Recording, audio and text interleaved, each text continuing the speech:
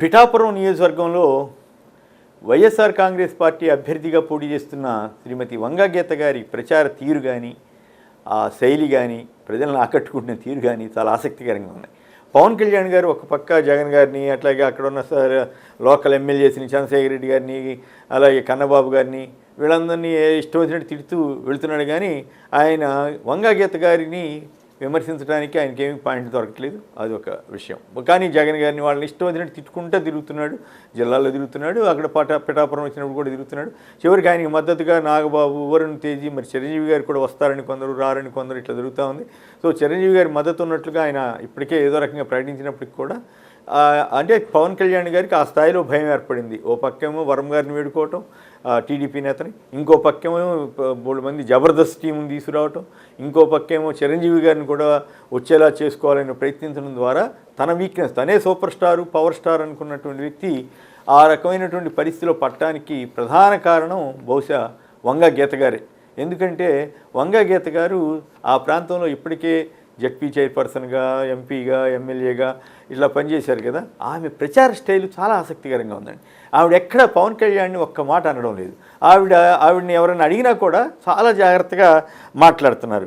ఉదాహరణకి పవన్ కళ్యాణ్ ఎట్లా మీరు పోటీ పడగలుగుతారంటే, అవునండి ఆయన సెలబ్రిటీయే కాదని అంటలేదు, రాజకీయాల్లో ఆయన సెలబ్రిటీ కావచ్చు, ప్రజాసేవలో నేను సెలబ్రిటీని ఆయన చాలా అది చెబుతూనే, అయితే మరి ఆయన చదువుకోలేదు అంటున్నారు కదా 10th క్లాసు, మరి మీ సంగతి ఏంటంటే, లేదు ఆయన్ని అలా అనొద్దు, ఆయన సినిమాల్లో రాణించాడు కదా, చదువుతో సంబంధం ఉంది, అది ఆయన వ్యక్తిగతం.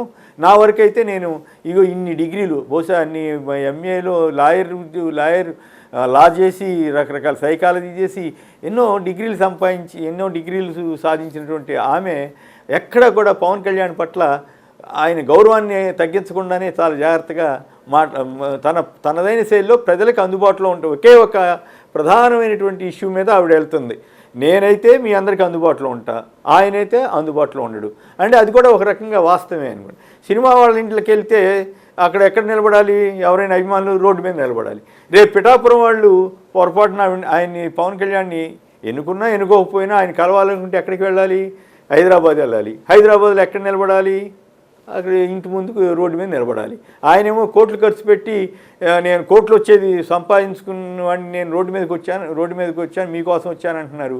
కానీ రేపు ఎలక్షన్ అయిన తర్వాత జనం అందరూ ఆయన ముందుకు, ఆయన ఇంటి ముందు నిలబడాల్సిన పరిస్థితి అయితే వస్తుంది. అయితే ఆ విషయాల మీద కూడా ఆవిడ ఎక్కడ అటువంటి మాట్లాడకుండా ఆయనకి అవకాశం తక్కువ, జనంలో తిరిగే అవకాశం లేదు, నా దగ్గరికి అయితే ఫ్రీగా వస్తారు, మాట్లాడతారు, ఏదైనా సరే మా ఇంటి సొంత అన్నదమ్ముల్లాగా కూర్చుంటారు, అక్క చెల్లిలాగా కూర్చుంటారు.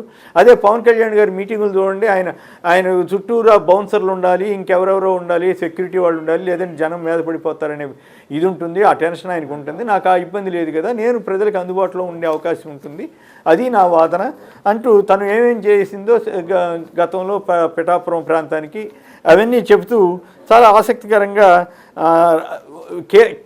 కీలకమైన పాయింట్ ఏంటంటే, నేను పవన్ కళ్యాణ్ గారిని తప్పుపట్టను, ఆయన ఇష్టం, ఆయన పవర్ స్టారు, కానీ రాజకీయాలు చేసే టైం ఆయనకి లేదు.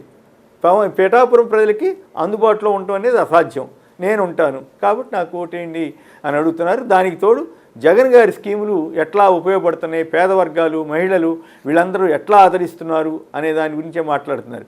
వీళ్ళు ఎక్కడ కులం గురించి కూడా ఎక్కడ సాధ్యమైనంత వరకు ఆవిడ ప్రస్తావించట్లేదు. ఎవరిని అడిగితే నేను కూడా కాపునే కదా అని ఒక సమాధానం చెబుతున్నారు తప్ప, అందులో కూడా పవన్ కళ్యాణ్ గారిని ఎక్కడ విమర్శించడం, ఇష్టం వచ్చినట్టు మాట్లాడడం కాకుండా ఒక పెద్ద తరహాలో, ఒక పెద్ద వ్యక్తి తరహాలో చాలా హుందాగా, మర్యాదగా మాట్లాడుతున్న తీరైతే చాలా ఆసక్తికరంగా ఉంది. ఎవరైనా సరే జర్నలిస్టులు ఒకసారి ఆవిడని ఇంటర్వ్యూ చేస్తే ఎంత తెలివిగా సమాధానం చెబుతుంది, ఎంత చక్కగా సమాధానం చెబుతుంది అన్న అభిప్రాయం కలుగుతుంది. ఖచ్చితంగా అక్కడ ప్రజలకి ఒక రకమైన అభిప్రాయం ఏర్పడింది ఎక్కువ మందిలో.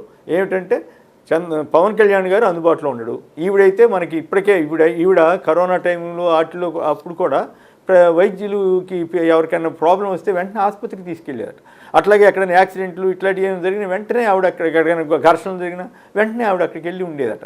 సో ఆ రకమైనటువంటి లోకల్ ఆవిడని పేరు అనౌన్స్ చేసిన వెంటనే అక్కడ పిఠాపురంలో అంతవరకు పవన్ కళ్యాణ్దే హవా అనుకున్నటువంటి పరిస్థితి నుంచి ఇవాళ చాలా ఆది లీడ్లోకి వచ్చిందని చెప్పే పరిస్థితి వచ్చింది.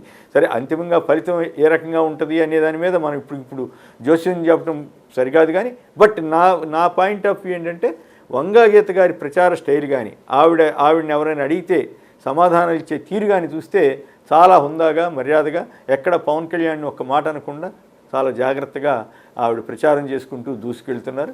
ఇది అక్కడ వాళ్ళని చాలామందిని ఆకర్షిస్తున్న విషయం. అది పవన్ కళ్యాణ్ గారికి వంగా గీత గారికి ఉన్న తేడా అని నాకు అర్థమైంది. మా నమ్మకం నువ్వే జగన్, మా నమ్మకం నువ్వే జగన్, మా నమ్మకం నువ్వే జగన్.